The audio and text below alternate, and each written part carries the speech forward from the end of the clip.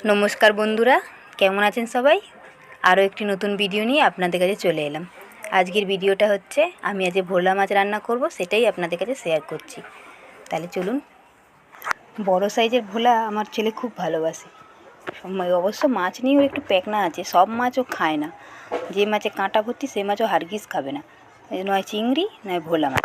দাঁড়ান, অ্যাডজাস্ট ফ্যানটা চালিয়ে নিই, নাহলে তেল মশলা সমস্ত ধোঁয়া ঘরে যাবে, পাখায় টানবে। ঘরে মেয়েটা থাকে তো, নাহলে হাঁচি কাশি সব শুরু হয়ে যাবে। আপনারা শুনলে হাসবেন, জানেন তো। ভোলা মাছ দেখে আমার ছেলে বলছে, মা আমি আজকে স্কুলে যাব না। আমি একটু বকুনি দিলাম, বকুনি দিয়ে বললাম যে যা, এসে খাবি, তোর জন্য তো রাখাই হবে। তারপরে স্কুল গেল। মিমির বাবা যখনই বাজারে যায় বড় ভোলা মাছ পেলে 7 দিনের মধ্যে হলে আমার ছেলের জন্য নিয়ে আসে।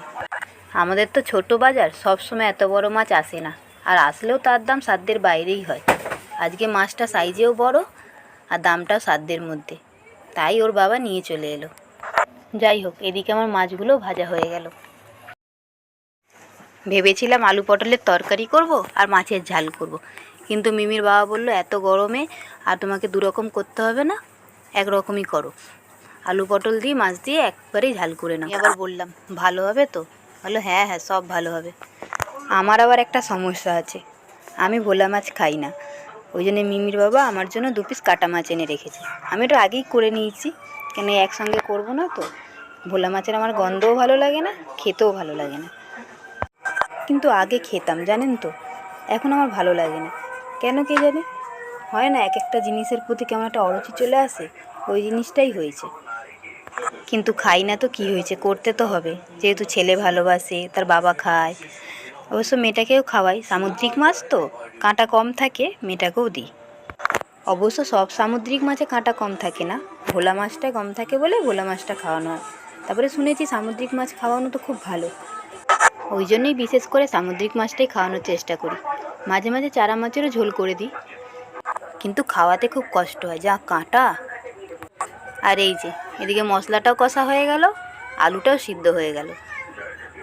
আমি জল দিয়ে দিলাম, ফুটে গেলে মাছ আর পটলগুলো দিয়ে দেবো।